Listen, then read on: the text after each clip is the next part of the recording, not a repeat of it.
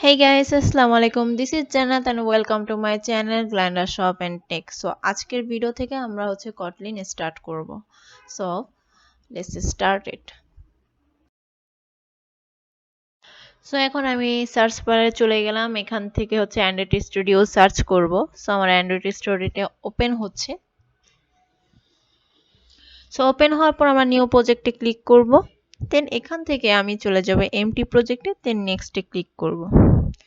এরপর প্রজেক্টের একটি নাম দিয়ে দিব. সো এখানে আমি Kotlin দিয়ে দিচ্ছি, দেন ল্যাঙ্গুয়েজ সিলেক্ট করে দিব Kotlin, যেহেতু এটা আমরা Kotlin দিয়ে করব তাই। সো এরপর আমরা ফিনিশে ক্লিক করব। সো প্রজেক্ট ক্রিয়েট করার পর আমরা Kotlin এর জন্য আমরা একটি ফাইল ক্রিয়েট করব। সো আমি এখানে যে new then Kotlin file or class এখানে আমরা ক্রিয়েট করব, দেন ফাইল সিলেক্ট করে এখানে আমরা একটি নাম দিয়ে দিব। আমি এখানে দিয়ে দিচ্ছি Kotlin হ্যালো ওয়ার্ল্ড। আমি এখানে কোডিং করব, সো এর জন্য আমি এটি বুঝিয়ে দিচ্ছি স্টেপ বাই স্টেপ। সো এখানে আমি এই ফাইলটি ক্রিয়েট করছি। সো আমার এখানে ফাইলটি ক্রিয়েট করা হয়ে গেছে। এখানে আমরা এখন থেকে কোডিং করব Kotlin এর। সো এখন আমি এখানে একটা মেইন ফাংশন ক্রিয়েট করব। এর জন্য আমি লিখে দিচ্ছি for main, then first bracket, এর ভেতর সেকেন্ড ব্র্যাকেট দিয়ে দিচ্ছি।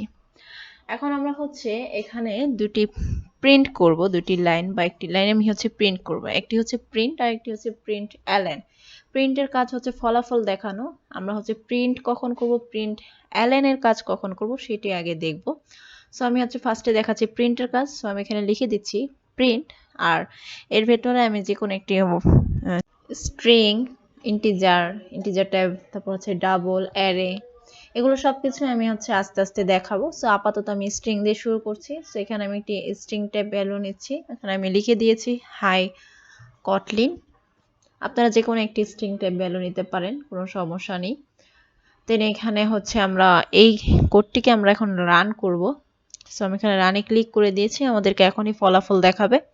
সো নিচের দিকে আমাদের এখানে চলে এসেছে, দেখুন আপনি খেয়াল করুন আমি যে লেখাটি এখানে লিখেছিলাম প্রিন্টের ভিতরে হাই Kotlin, আমাদের এখানে ফলাফলে তা দেখিয়ে দিচ্ছে হাই Kotlin। সো আমি যদি এটিকে আমি আবারও কপি করে পেস্ট করি তাহলে সেক্ষেত্রে আমাদের রান করার পর আমাদের কোডটি কেমন দেখায় আমরা এখন সেটি দেখব। সো এখানে আপনারা অন্য কোনো স্ট্রিং দিয়ে দিতে পারেন। সো আমি এখানে লিখতেছি ইউআর এ প্রোগ্রামিং ল্যাঙ্গুয়েজ, বা আপনাদের যেটা খুশি আপনারা সেখানেটা এখানে লিখে দিতে পারেন। জাস্ট বোঝানোর স্বার্থে আমি এটি বুঝাচ্ছি।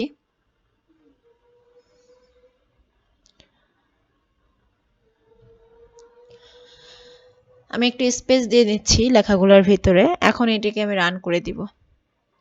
সো এটি আমার রান হচ্ছে। সো এই দেখুন আমার সম্পূর্ণ লেখাটি এখানে চলে এসেছে। আমি উপরে লিখেছিলাম হাই Kotlin আর নিচে আমি লিখেছি ইউআর এ প্রোগ্রামিং ল্যাঙ্গুয়েজ।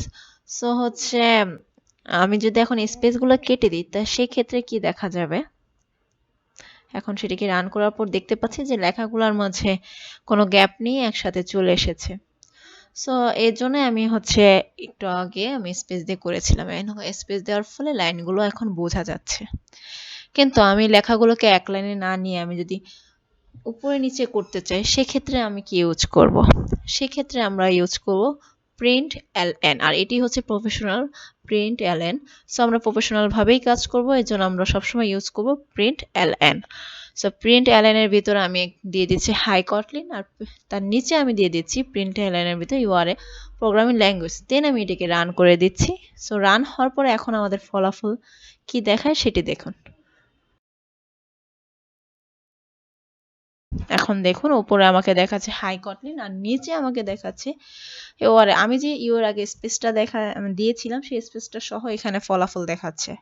যাই হোক আপনার প্রিন্ট আর প্রিন্ট এলএন এর মধ্যে পার্থক্য বুঝতে পেরেছেন আর এই ডিটেলসটাও বুঝতে পেরেছেন। এখন আমরা পরের কাজে যাব। এখন আমরা শিখব কমেন্টের কাজ। সো কমেন্ট মূলত কি সেটি আমরা এখন দেখব। সো আমরা এখন স্টার্ট করব আমাদের কমেন্টের ফাংশন। এক্ষেত্রে আমরা দুটি কমেন্ট ইউজ করব, একটি নাম এন্ড অফ লাইন। সো এই কমেন্টের কাজ কি সেটা আমি আগে বলবো, আর এই কমেন্টের নাম এন্ড অফ লাইন কমেন্ট। এই কমেন্টের কাজ শুরু হয় দুটি স্ল্যাশের পর থেকে। দুটি স্ল্যাশের পরে যেসব লেখা থাকবে এগুলো সহকারে আমাদের কমেন্ট হয়ে যাবে। সো আমি এটাকে একটু ডিটেলসে বলি বা ডিটেলসে দেখাই। আমি যদি এখন আমাদের যে কোনো উপরে যে প্রিন্ট অ্যালাইনের যে দুটি লাইন আছে, যে কোনো একটিকে যদি দুটি স্ল্যাশ দিয়ে কমেন্ট করে দিই, দেখুন এখন যদি আমি কি রান দেই, তাহলে দেখবেন আমাদের সেই লেখাটি আর দেখাবে না, কারণ সেটা আর কোডিং এর পার্টে পড়ে না। এর জন্য জাস্ট যতটুকু লেখা প্রিন্ট অ্যালেন হাই কটলিন দেওয়া, জাস্ট অতটুকু দেখাচ্ছে, কিন্তু নিচে ওই লেখাটি দেখাচ্ছে না।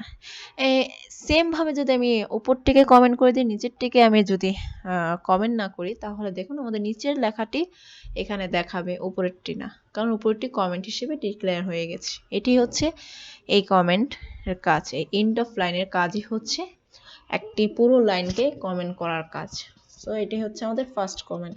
এখন যদি আমরা সেকেন্ড কমেন্টের কাজ দেখব, সেকেন্ড কমেন্ট আমাদের প্রফেশনাল ভাবে আরো ভালোভাবে আমরা সেকেন্ড কমেন্টকে কাজে লাগাতে পারি। সো এখন আমরা সেকেন্ড কমেন্টটি শিখব।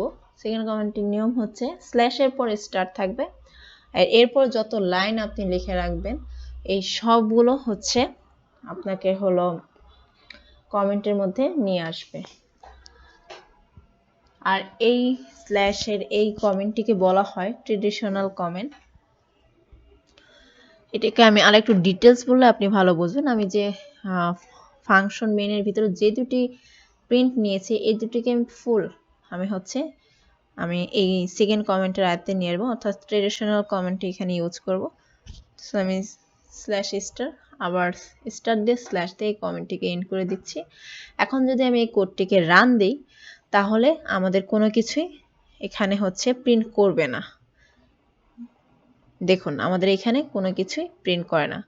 সো আজকের ক্লাস এই পর্যন্ত। কালকের ভিডিওর জন্য অবশ্যই আপনারা সবাই ওয়েট করবেন। ধন্যবাদ সবাইকে।